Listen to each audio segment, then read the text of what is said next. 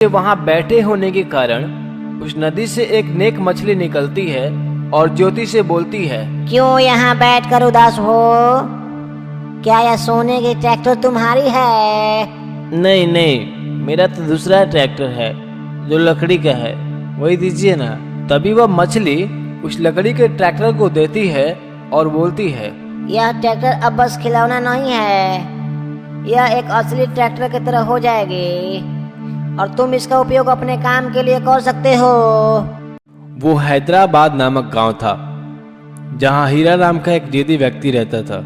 हीरा के पिता प्रेम प्रताप की उस गांव में बहुत वर्चस्व थी। वे हीरा के जिद के कारण उसे कई महंगी गाड़ियां दिला चुके थे तथा हीरा के अमीर होने के कारण उसके कई दोस्त भी बने थे, जिनमें से एक का नाम बिगालू लाल था, जो कि बहुत ही लालची और झगड़ा लगाने वाला व्यक्ति था।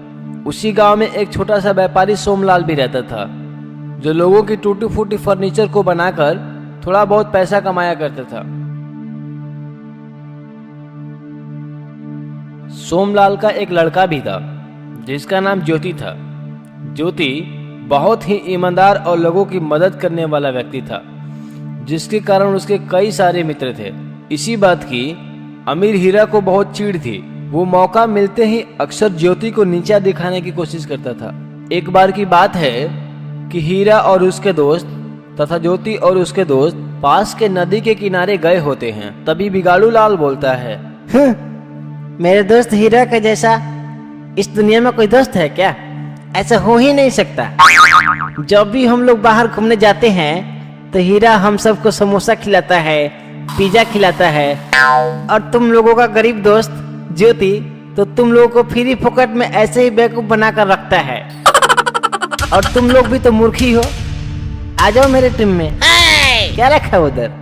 तभी ज्योति का दोस्त मूसा गुस्से में बोलता है, अरे मेरा नाम मूसा, तुमको मार मार के कर दूंगा भूसा भूसा, समझे? खबरदार जो तुम एक शब्द भी मेरे दोस्त के बारे में बोले तो अच्छा नहीं होगा। सुन बिगाड़ू, तू सोचता है आकाश में और रहता है जमीन पे। तो सोचता है आकाश में और रहता है जमीन पे। और बहुत देखे हैं तुम जैसे लालची जो बिक जाते हैं नमकीन पे, समझे? हम सब ज्योति के सच्चे मित्र हैं, तुम जैसे पैसे पे बिकने वाले नहीं। तभी बिगाड़ू लाल अपने दोस्त हीरा से बोलता है, आह हीरा, ऐसा हमको बोलता ना तो हम तो इसका छत पर छुड़ा देते, मार मार के इसका तो हम गलिये लाल कर देते। ज्योति उन सबको डांटते हुए बोलता है, चुप करो तुम लोग, जब से आए हो बस झगड़ा लड़ाई और बकवास किए जा रहे हो। बिल्कुल बच्चों की तरह लड़ रहे हो तुम लोग, थोड़ी सी भी समझ है ही नहीं। तभी हीरा ज्योति को नीचा दिखाते हुए बोलता है, ए प्रभु सुनिए, ज्यादा ज्ञान मत दीजिए, और हाँ इतना ही ज्ञान देना है ना तो जाके अपने पिताजी को ज्ञान दीजिए, क्योंकि ये देखिए ये सोने का ट्रैक्टर मुझे मेरे पिताजी ने दिया है और आए दिन कुछ न कुछ महंगे सामान मुझे देते ही रहते हैं। आप ही के पिताजी की तरह नहीं है। हीरा, किसी के बारे में भी ऐसा नहीं बोला जाता है।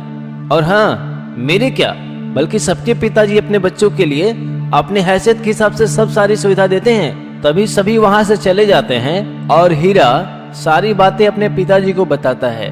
अगले दिन ज्योति के पिता हीरा को एक लकड़ी का ट्रैक्टर बनाकर देता है।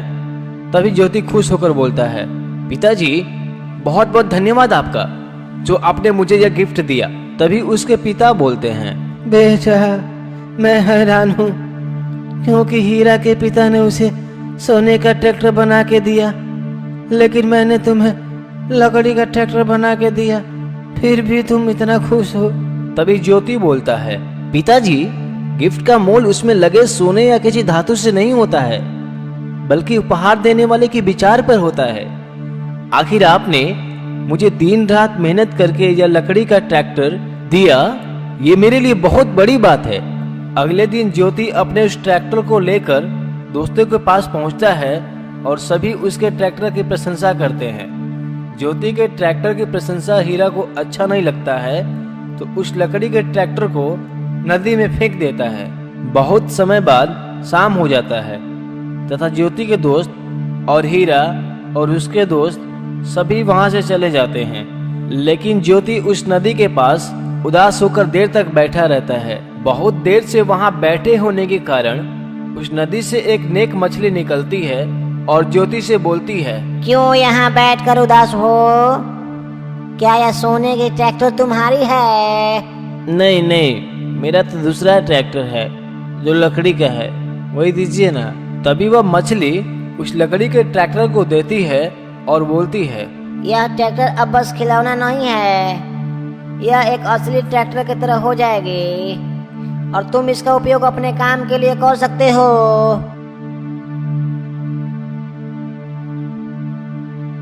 इस तरह से उस ट्रैक्टर को ज्योति अपने गांव लेकर आ जाता है।